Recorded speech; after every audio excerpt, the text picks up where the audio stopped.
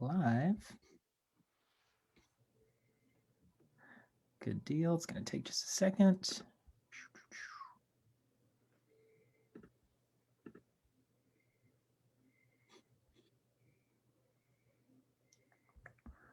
Okay, and then we're going to share.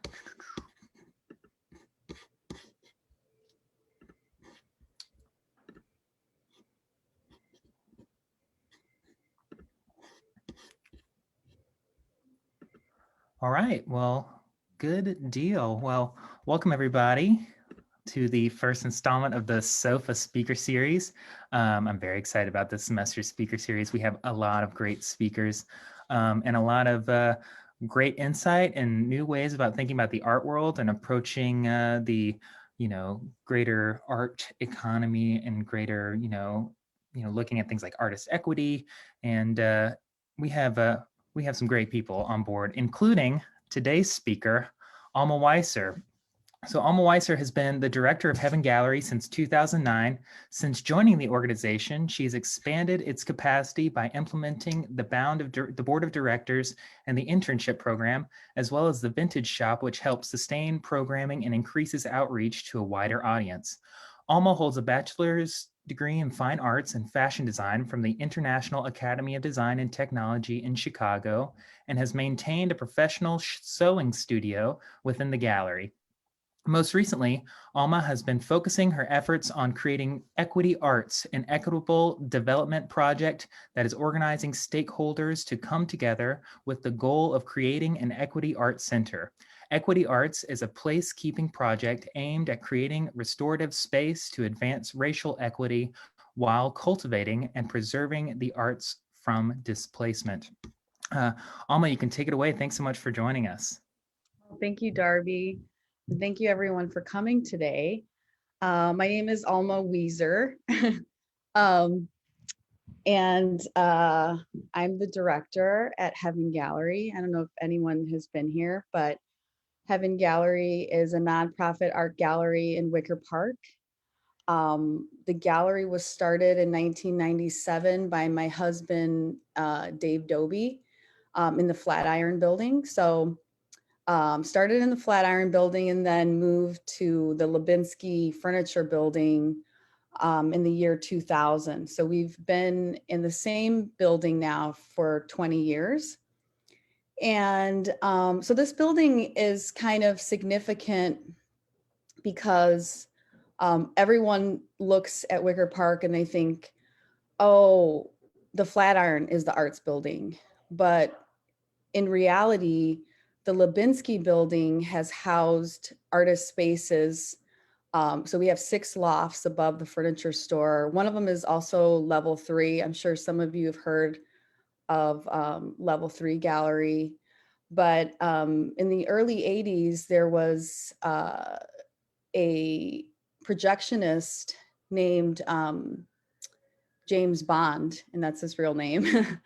But he started Cinema Borealis on the 4th floor of this building. And it was like specialized in like 35 millimeter, like really rare screenings.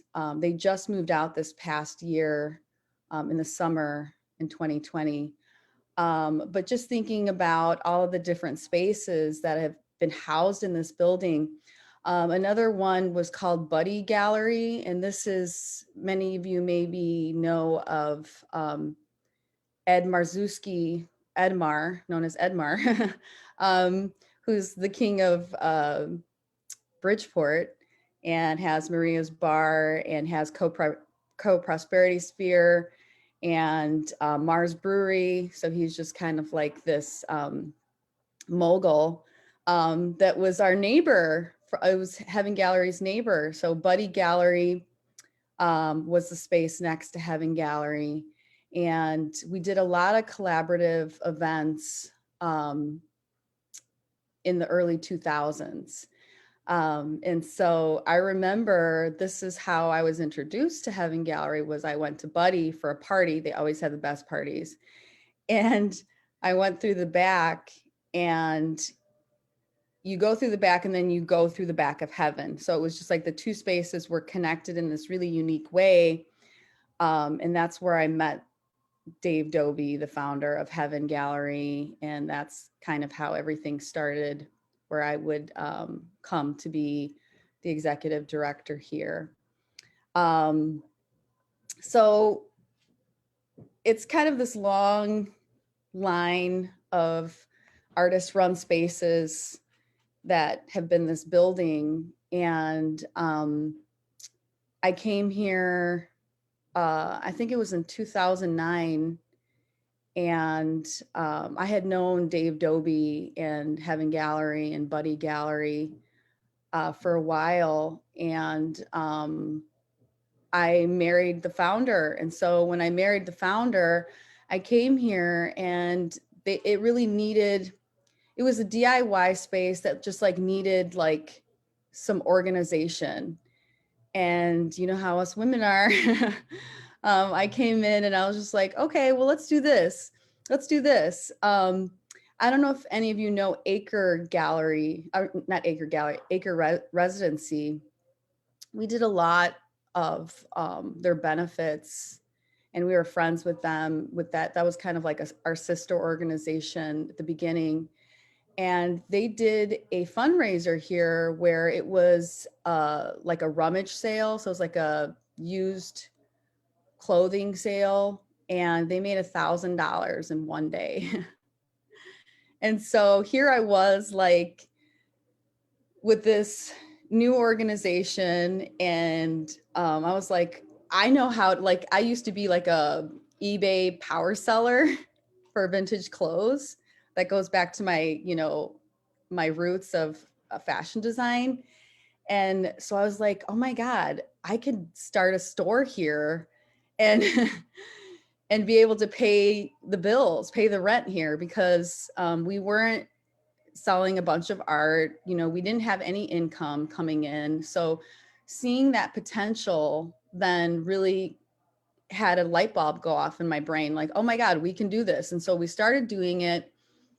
Um, and it went great. You know, people, if you guys know the intersection that we're talking about, so we're talking about Milwaukee North and Damon on Milwaukee Avenue. There's a lot of vintage stores around here. So it's just kind of like really matching our surroundings. So thinking about people that were coming to the neighborhood to shop, and then getting them in the door. And then they're kind of confronted with all of these much larger conversations that we're having in the main galleries. So we have two large galleries, and it's just really like a small amount of the space is a retail space. But what we learned is that the vintage sale became such a great buffer, you know, to be approachable to people, where it wasn't this very sterile art gallery or like cube that was just like unapproachable or kind of like too serious. It was something where it's like, oh yeah, they have clothes up there. You know, it was like a retail shopping experience slash cultural experience. So then people started to really venture into the galleries and be like, what's this? What's this? And these are people that normally wouldn't go to a gallery. Um, so we learned that we were able to increase our traffic and pay for over half of our annual budget through through vintage. So that's another thing that I do is I'm the buyer for the gallery, for the gallery shop, and it's fun. um, so so that's some of the things that we learned about creating a sustainable model. I think that we're like in this new chapter of the world where it's almost impossible to have a gallery just go off of art sales. You know, so this was a really great opportunity for us. So another one of the spaces I want to kind of bring up too is the Silver Room. So I came to Wicker Park like in the late 90s and early 2000s to like party and to go listen to house music and go to the Silver Room, of course, because the Silver Room was the place to be. Eric Williams is amazing. And so if anyone knows about the Silver Room, it used to be in Wicker Park. Now it moved to Hyde Park. But it was a jewelry store, rather is a jewelry store that doubles as an art gallery community space. So they opened in Wicker Park in 1997. Heaven Gallery started in 1997. But both of us kind of had this like model going where it was like flexible space, where it wasn't one thing. You couldn't just nail it down. It wasn't just a retail store. And us, we weren't just an art gallery. So I just think that that's like a really unique thing that was happening in Wicker Park in the early or late 90s, you know, where things weren't just one thing, it was more than that. And we saw the potential of how you could create sustainable space. So for Eric Williams at the Silver Room, it was like creating the social enterprise that funneled money from a for-profit jewelry store into doing community programming. And for us, it was like creating a nonprofit art gallery that was funneling money from vintage into programming, to community programming. So really just thinking about these kind of innovative retail models, I think is really important. So another thing that I tried to do when I came to Heaven Gallery was it's really important to me to create regenerative systems. So thinking about like, how can what we've learned be shared with the next generation? So one of the things that we do is an internship, and we offer this to like 3 to 4 interns for a year. Well, rather it's 6 months. So it's 8 a year, sorry. Um, so it's 6 months internships, and we all do a lot of skill sharing. So it's just like a really fertile ground to learn about the sustainable models for nonprofits, as well as learning how to be a leader, I think is really important. So right now we're just ending our internships with our current cohort, and they will be training their replacements, and then will come in the next class. So really thinking about not just us doing what we're doing, but how can we help people learn what we're doing and then take it wherever they go.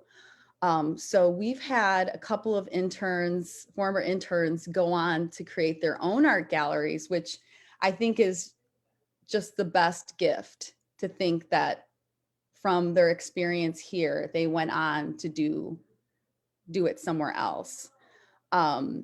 And you know, we've gotten like letters of like, oh, thank you so much for, you know, that experience.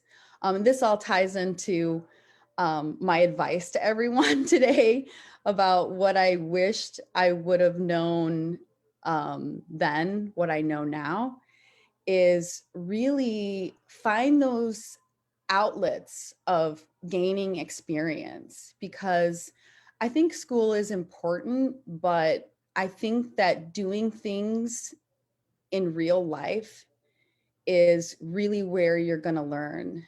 You know, like I think about when I was in school, like I was I don't know, I was doing, you know, I was learning, but it's just like, how much of that stuff do I do now? Or um, I learned by doing it, you know? Um, and that's like one of the biggest lessons I have to share with you today. Another thing that I did when I got to Heaven Gallery was a couple years ago. I want to say like 3 or 4 years ago, I introduced this equity policy to my board. Oh, that's another thing I did. I created a new board. Like we didn't have like a real board when I first came here. And I was like, okay, I think this is a great idea for us to invite people from other arts organizations so we can learn what they do well, and we can all like share our ideas on how Heaven Gallery can be like a great gallery. Um, so we created the board, and then I came to the board and I was like, okay, you guys, I think we need to introduce an equity policy so that underrepresented artists, specifically BIPOC artists, can be shown, because as we know, there is and has always been a very big disparity with a male white dominated point of view in the art world. And Heaven Gallery was not immune to that. We were also part of that. Like, I had this moment where I like looked at my wall of art and I'm like counting how many white guys are on there. I'm like, holy shit. So there was a problem and we addressed it. And so we created this equity policy where 60% of the artists that we show, 60% of our board of directors all have to be Alana. So Alana being an acronym for African, Latinx, Asian, Arab, Native American. So we did that and it went great. One of the things that happened organically, though, I will say, is when I came here, I didn't have to do anything. Suddenly we just became women centered. Like, we showed, I want to say like 60 to 70% women artists. It just happened organically. It was just like something about like me coming here and like the people I was choosing to be on the board. That was just something that we didn't even have to put a policy on it. It just was like, surprise, here's your present. So I'm really proud about that, as well as our internship is also very women centered, which is great. So the gallery is going really well right now. We had a bit of a scare, I would say, around, let me see if I can remember this, a year and a half ago. Well, let me start off by saying this. Darby, you were talking about how like the neighborhood has become gentrified. How do I feel about that? Well, it's been becoming gentrified for a really long time. There's been waves of gentrification and we've lost a lot. We lost the Double Door. I don't know if anybody remembers that, but that was like one of my playhouses. The Silver Room obviously left to go to Hyde Park, also because of gentrification and just like the change of the neighborhood. And then another space is we just lost Danny's Tavern, which was like my home. Like, I remember when I re-met my husband after not seeing him for 6 years, it was at Danny's. So we lost a lot. And I will say that our cities are having a crisis. I mean, many crises within a crisis, but one of the crises is the choking out of culture, because of capitalism, because of speculation, because of, you know, wherever the artists go, then it's like, oh, that's the new cool space. And now we're going to kick them out, which kind of defeats the purpose, right? Because then it's like, what are you going to go see now? But so I would say maybe 3 years ago, 4 years ago, I felt this coming, that they were coming for us, you know, because it was like the furniture store downstairs, which is the owner, Lubinsky Furniture. His business didn't seem like it was doing good. Developers were coming into our neighborhood and like buying up giant pieces of property, and, you know, people were being displaced. So there was an article written in Block Club about me, and I think the name of the article was something about like, I'm having to bury my neighborhood. And that's what it feels like. It feels like a funeral. It feels like a burial. But in that feeling of seeing everything changing for the worst, and I was like, I'm not leaving. You know, because we're so used to that narrative, you know, we're like spoon fed that narrative of like, okay, well, when you get priced out, then it's going to be time for you to leave.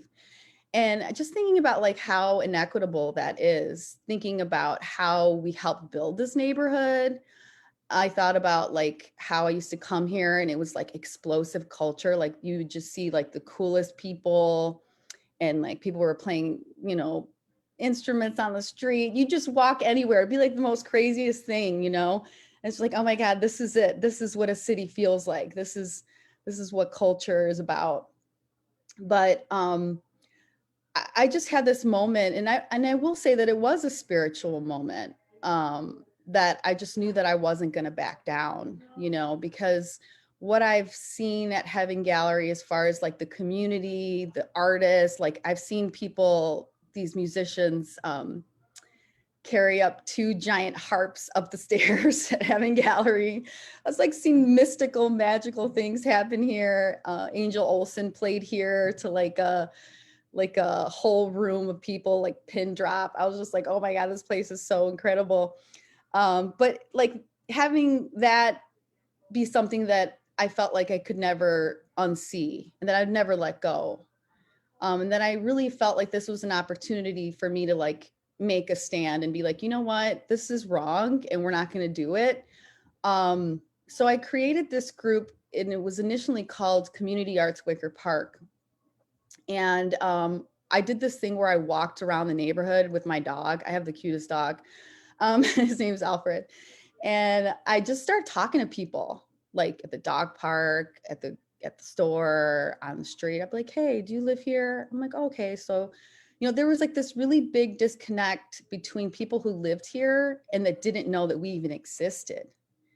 So I started recruiting people. I just started recruiting people. I was like, okay, here's my number. I'd meet them for coffee and I'd start talking to them and I'd be like, hey, so we need to do something about this, And so I created this group, and we used to have meetings here at the gallery. I'd make a big pot of soup, and I'd have them here, and we'd talk about like, how can we get this building? How can we buy this building? How can we create this like long-standing art center for the future of this community? How can we make this happen? And so recruiting them was one part, and another part was I started going to all of these different people and saying like, you know, urban development people, like lenders, like with for community initiatives. Like I just started going to all these people and saying like, okay,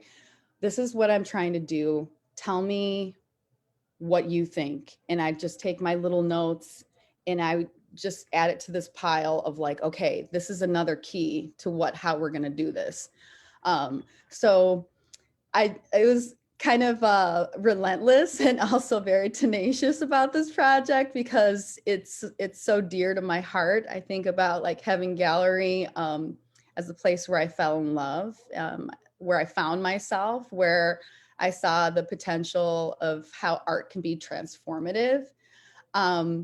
So that's another little bit of advice I have for you. Like, if you really feel something deeply, don't let anyone tell you that you can't do it, because I was told many times that there was no way that I was going to make this project happen. And I just inched my way in.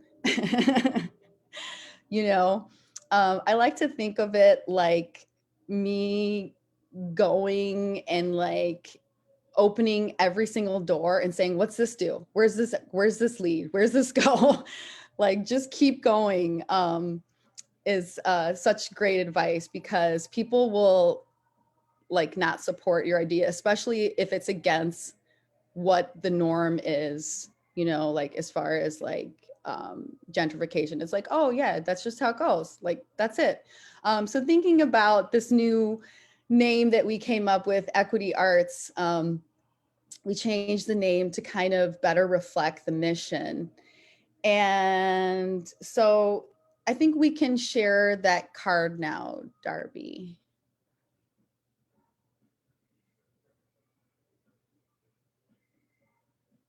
Yeah, so Equity Arts is advancing social justice through art.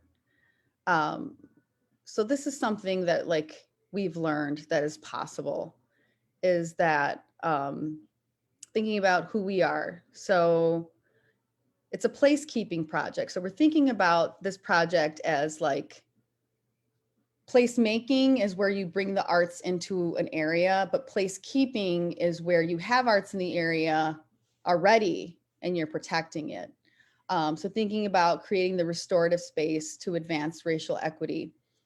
Restorative is really important here, especially thinking about post the civil unrest, thinking about creating restorative space. I think that that's like a really big key to the future and how we need to move forward is like acknowledging what happened, you know, understanding that white supremacy has been a dominant system that has inequitably taken resources from BIPOC people and reversing that. We need to acknowledge that and then reverse it. But also preserving the arts from displacement. So one of the two things that we really are seeing here with equity arts is, the exploitation of BIPOC culture. We're also seeing the exploitation of the arts. So combining those two and kind of like reclaiming land, reclaiming space, and getting this piece of property. So the why, of course, is Wigger Park has really been gentrified, and our demographics. So thinking about Wigger Park used to be a predominantly Latinx and Polish community, and a lot of the Latinx people have been displaced. But there still are Mexican and Puerto Rican people who do live here, especially since we border Humboldt Park. We have a lot of Latinx people.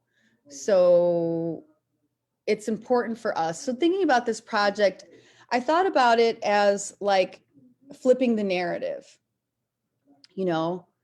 like even our logo being the E and the A.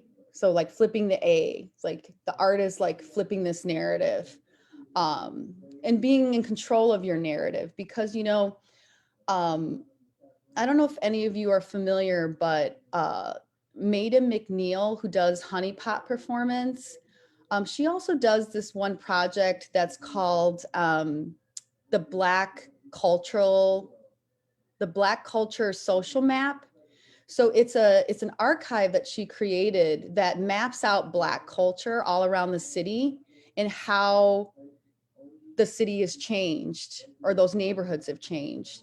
So Wigger Park was a really good one because there was a lot of Black owned like clubs and like venues here in Wicker Park in the early 90s.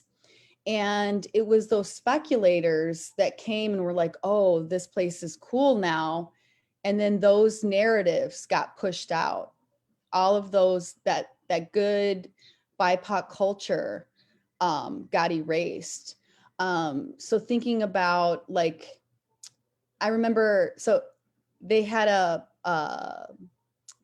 talk for this Black culture map at the Silver Room, and it was like all these DJs. It was like DJ Freak. Who was it? It was like Dwayne Powell, DJ Freak, and there were who else was it?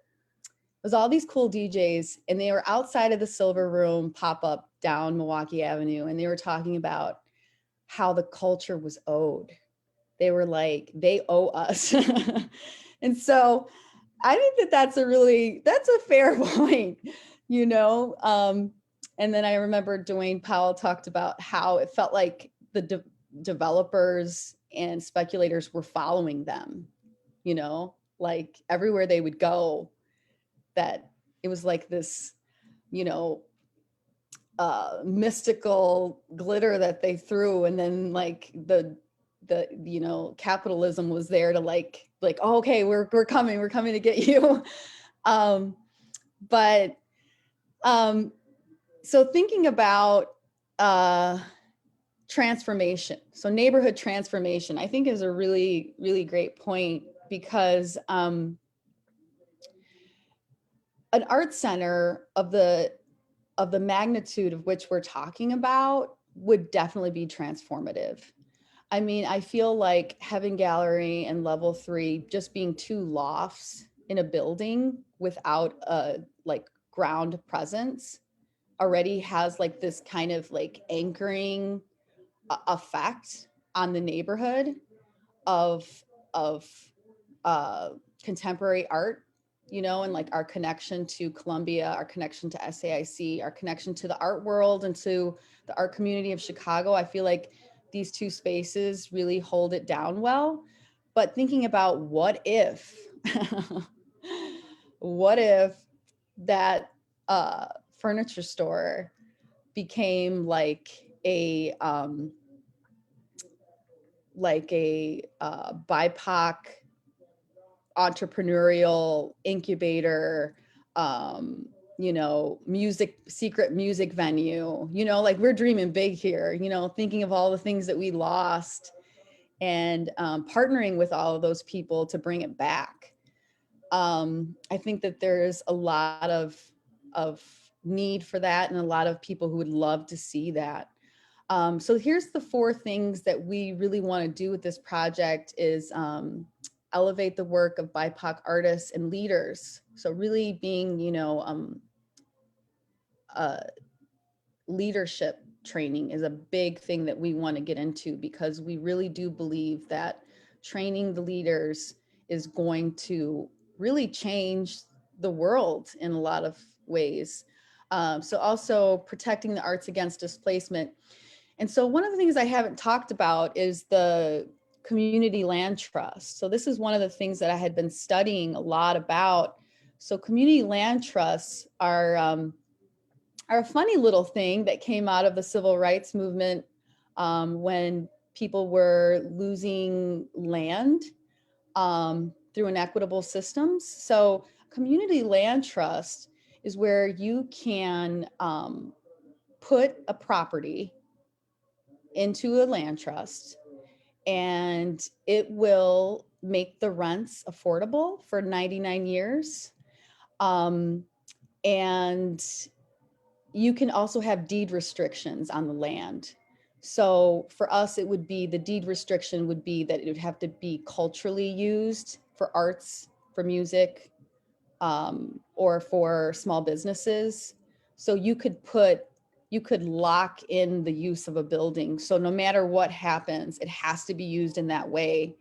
I also always have thought about the community land trust as like me getting the key and swallowing it, being like, okay, nobody's going to touch this for the next 100 years. But just like thinking of it in those terms of where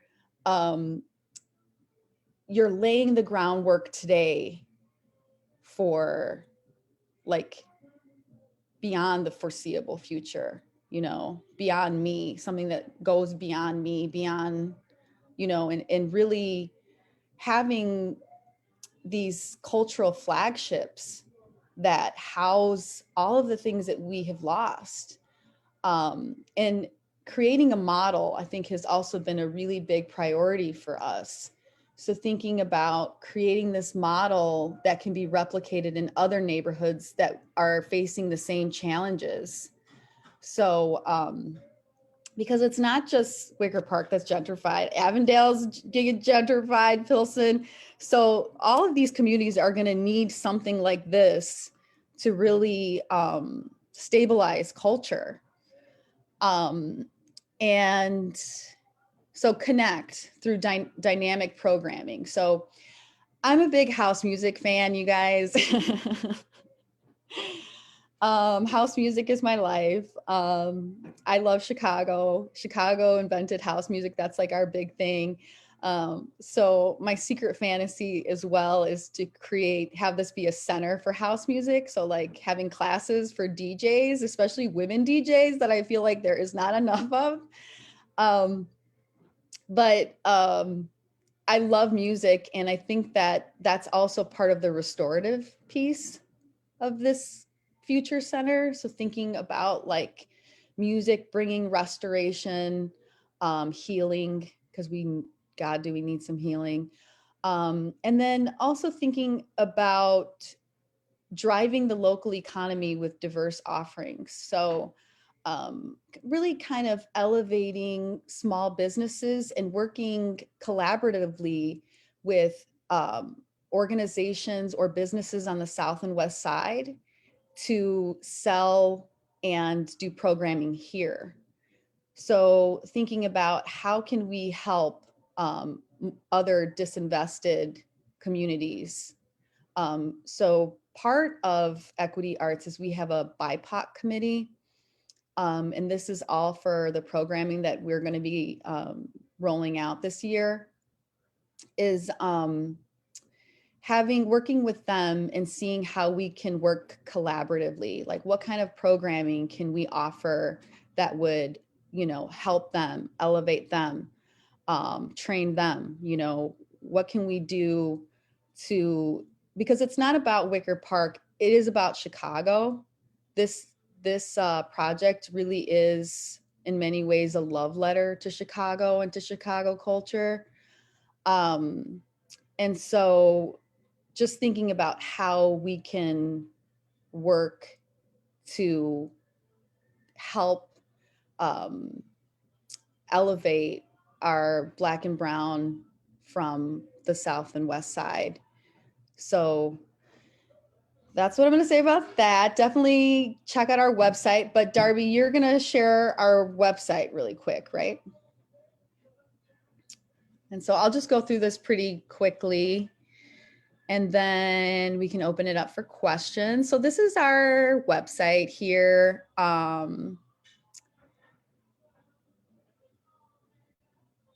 And really outlining the vision and what we plan to do. And so we advertise all the exhibitions from Level 3 and Equity Arts on this website.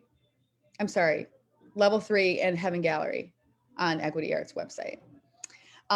So this is something funny, you guys. I'm basically using Heaven Gallery as a like laboratory for all the bigger programs that I have planned for Equity Arts. So here's a really great visual of Edra Soto's window display that she did for us. I think it was in December of last year. Is that right? No, December of 2019. She installed these the windows. And then we can go to history. So this is our back deck, you guys. We had Josue Peyot, who's a really wonderful Puerto Rican artist that lives in Pilsen, do this great mural for us that says, "This beautiful moment is ours." So after the hurricane in Puerto Rico, he did a beautiful mural that said, "Esta hermosa momento es nuestro," which is the translation of "this beautiful moment is ours." And it was about like how the community had come together after the hurricane, and we're helping one another, and they all like had big communal meals together because no one had anything and everyone had to depend on one another. So kind of like invoking that same kind of spirit of this beautiful moment is ours, where we are taking land and, acknowledging the past, moving forward in making a brighter future. If you go below, so yeah, I really love this. This building will be a physical acknowledgement to the arts and a marker of the culture that happened here. So thinking about like colonialism narratives that are erased and forgotten, thinking about this being an opportunity for us to have like the building itself will be the acknowledgement of what happened. So here's the theater that was on the 4th floor, and that was James Bond. And then below that we have Buddy Gallery. So you see Edmar there with Dave Dobie, my husband, sitting next to him in the middle. And all the artists that they had. Look at these wacky artists, y'all. That's how Wicker Park used to be. This door here is on the Buddy side, where like they got their eviction notice because they were having so many parties there. Here's the back deck and like the parties that they would have on the back deck. This is how I would come to Heaven Gallery, was through that back. And if you're ever on the Damon Blue line, definitely look and see if you can see our back deck with the big mural. So they used to do screenings out there. So this is what I mean, that this beautiful history that we have, and you know, this door that we opened that we just have to open wider, can't close it. So this is Dave Dobie. This is one of our early exhibitions that we had. Funny enough, the name of the exhibition was Training and Development. I don't know if any of you guys know Hung, but she's an incredible artist. There's a cool picture of me. Look at how cool I was. I was like a vintage queen. And then this is us a year ago for an opening before COVID. And then level 3 with Vince. Also a really great contemporary art gallery. We love their programming. We do consider them our sister gallery. Level 3 is also on, Vince Uribe, the director, is also on the Equity Arts Board.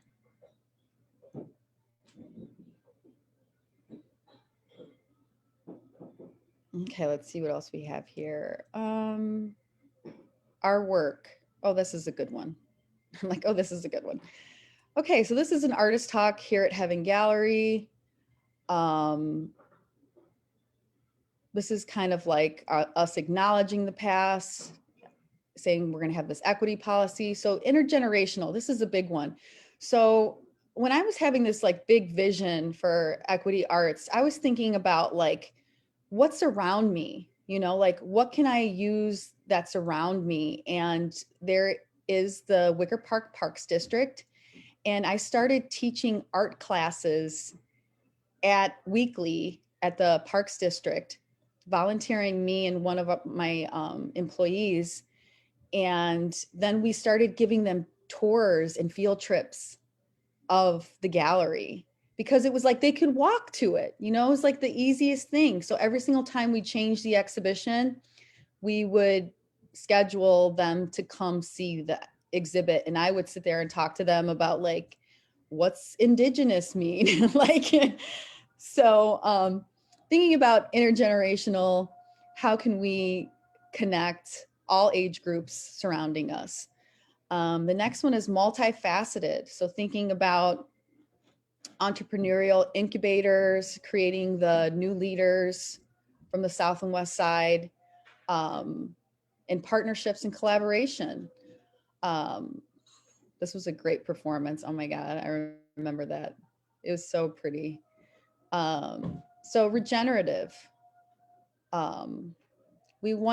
Regenerative is a big part of equity arts, you know, thinking about what seeds can we plant today that are going to like bring in the crops of tomorrow.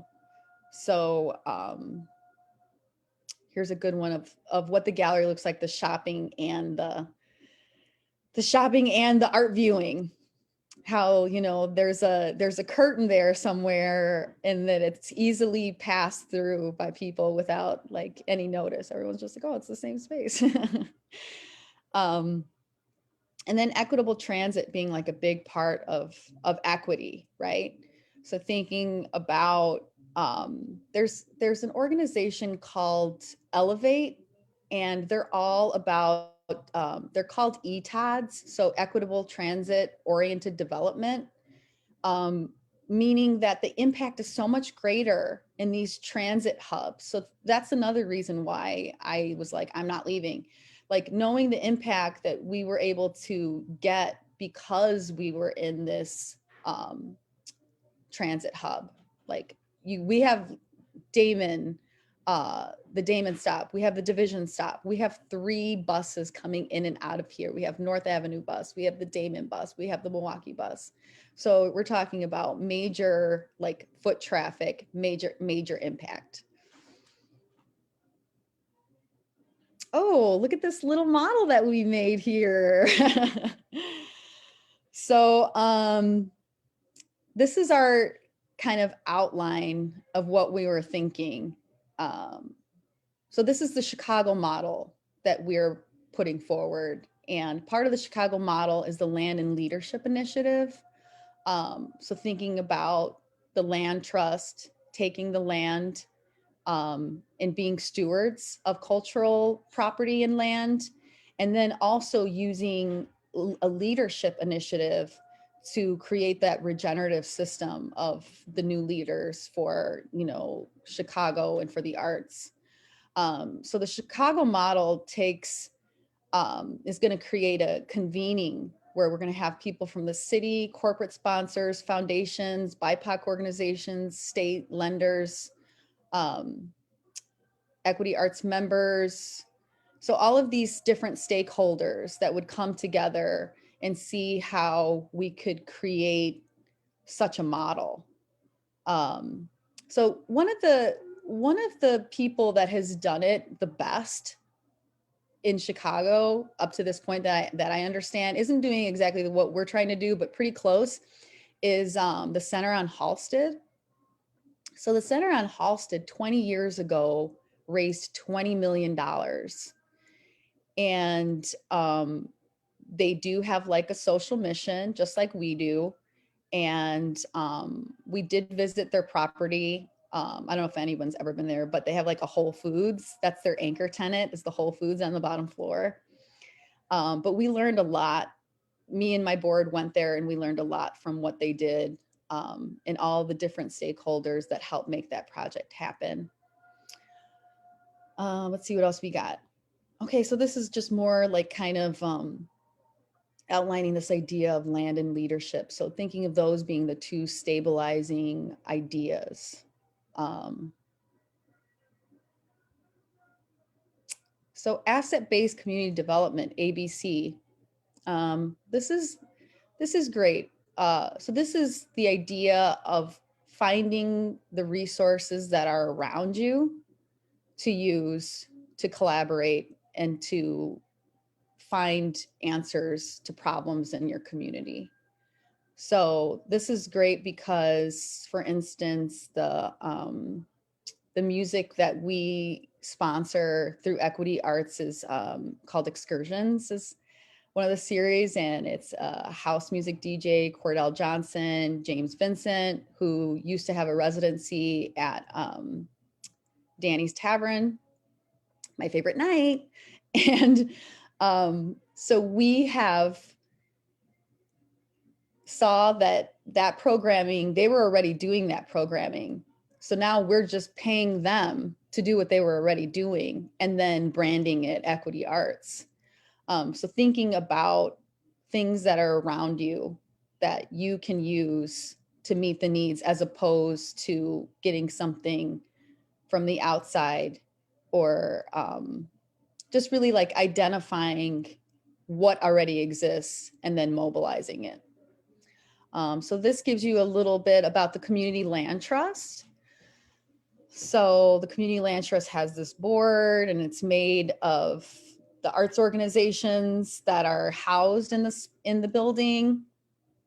And it also has, so it's the 3 parts. So it's the tripart governance. And so it would be community residents, building tenants, and stakeholders. So people that are all involved in it. I think that those should be the decision makers. Because, you know, for far too long, it's always been somebody else being the decision maker for someone else. It doesn't make any sense. So yeah, it's a lot of information. Sorry, you guys. I see that we're getting pretty close to the end. So I'll invite you to definitely look at the rest of the website on your own time. But does anyone have any questions for me? Well, first of all, what a great presentation. So many amazing ideas there. And that website is just such a great resource for, kind of breaking down some of these ideas that I truly believe are going to be the future of how the art world's going to function. Um, and so one of the things you talked about was kind of having a board around you and having a group of people. Can you sort of talk on having like a group of people you trust and how to sort of build that group? Yes, I will say they're all my friends. Um, so when I came here, we were really looking for people who were part of other arts organizations so that we could skill share and like share different ways of doing things that are like best practices. So kind of learning what other arts organizations have learned this far. Um, so right now we have Teresa Silva from CAC. We have Nico Gardner from what is that fancy gallery?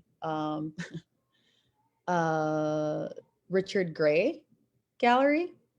And then we have Sabrina Grieg from the Fry Foundation. We have Gwendolyn Zambiki. I think she previously worked at the Hyde Park Art Center, but I don't think she works there anymore. But having these people from all these different um, neighborhoods in Chicago in arts organizations affiliated with all these different arts organizations was really important to us to kind of have like, widen our net as far as like networks of artists. And I think of my board as family for sure. Like we used to have these really great before COVID, obviously, we used to have these really great board meetings where, I would make this really big meal at Heaven Gallery or I'd get it catered and we would do the submissions for the annual submissions that we just closed. And we just had like really good energy together. And I feel like that's really the key is finding people that you work well with, because in other meetings or rooms, I always felt like sometimes people argue too much or like there's too much disagreement, and it's just like we just need to get in here and get things done. So finding a group where you can really get things done. I will say too, we also are a female majority on our board, so and that way we also do get things done. Sorry, Darby, but just telling the truth. But now with equity, so equity has its own board, and we didn't get to that page for the who we are, but Equity Arts has 7 board members, and almost all of them are BIPOC. And so one of the questions that we really wanted to answer with Equity Arts was this idea of what does reparations look like in the arts? And one of the biggest things that we found was that they need to be the decision makers. Like, you know, we have a lot of white institutions that are trying to address, equity, but it's like if they're still the decision makers, they're not doing anything different, you know. So right now we have Vince Uribe from Level 3. We have Sadie Woods, one of my soul sisters. So she's a DJ, curator, and an artist. She does a lot of really great social justice programming. Eric Williams from the Silver Room, because that's my end all dream is to bring the Silver Room back to Wicker Park. And Cordell Johnson, who is like a longstanding Chicago house DJ and who we sponsor. And who else is on our board? Oh, Sierra McKissick. Love her. So she runs AM/FM Gallery. She also does programming at the Hyde Park Art Center. And I think that's it. Oh, and Fernando Moreno, which he works for Chicago or Spanish public radio. There's a Spanish version, y'all. Who has lived in Wicker Park since the early 90s, has been here his whole life. Um, so he's part of what I was talking about earlier of that like Latinx narrative that's kind of faded out. But he's still here, lives here with his family. Yeah, So luckily we actually have Vincent coming on as one of our speakers this semester, so I'm very excited to hear from him as well. Does anybody else have any questions? Yeah, so I kind of have like a two-part question, I guess. The first part would just be like, with this being like such a huge undertaking that you are working on, what would you say the most difficult part of this is, and like bringing all these different people together to work for like one goal? And then also, what is the most rewarding part and like your favorite thing about this? mm, mm. Okay, so the biggest challenge, right? The money. Let's just like be real, the money, because it's like it's all about me being able to raise this money, right? I think that that's the biggest challenge. Um, but there is something, I know I'm just like a little I'm like a little dictionary. So there's something called direct public offering. So it's called a DPO, people know it as a DPO. So for instance, this is a way for the community to invest in something in their own community that they'd like to see. So it's kind of like buying a share of a company, buying into a company, you know. But it is a interest bearing investment, which is kind of like the sweet end of the deal. So like telling someone, hey, give me $10,000 and I'll give it back to you in 5 years, you know, like, and with like a little bit more. So I'd like to think that we're going to like market this project as like figuring out the square footage of the building, which is 38,000 square feet, and then finding out what that price is per square foot, and then saying, hey, you want to buy a square foot of permanent artist space forever? You know, like whatever that number is, like, I don't know, $1,000, you bought a square foot forever. Um, but so using tools like that, I think are going to be great. Also, another way that we plan on raising the money is through collaboration between foundations. So right now we have been supported by the Field Foundation. We just got our second round of $25,000 for equity arts. Heck yeah. And there's this neat thing where more foundations that give you money, more foundations that want to give you money because money follows money. So we're going to keep going on that trajectory. And then also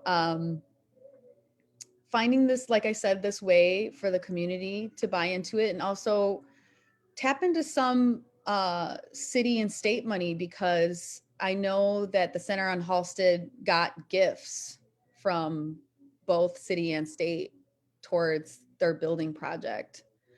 So really just kind of like exploring all of those. And so what we're calling it is a multi-layered financial structure.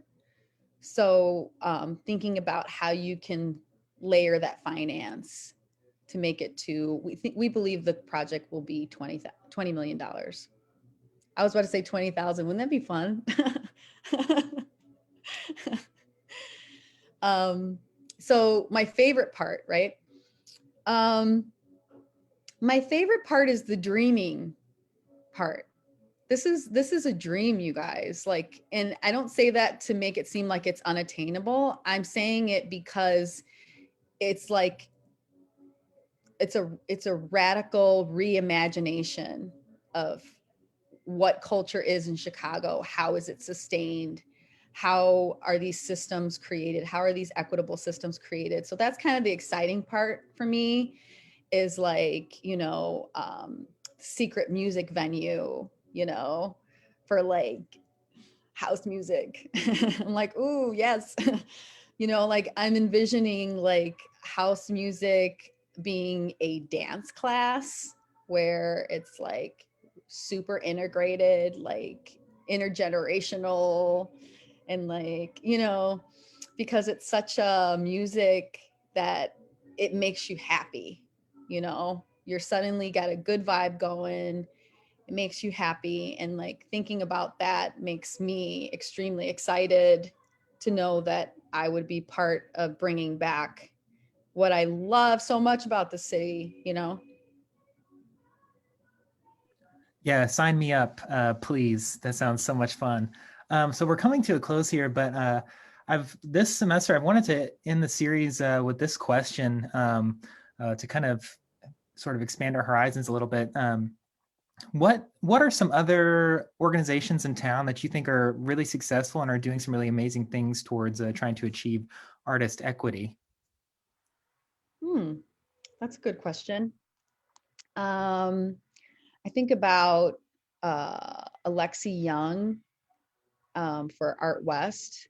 So she just opened a art gallery on the West Side, and she talks about like rebranding the West Side.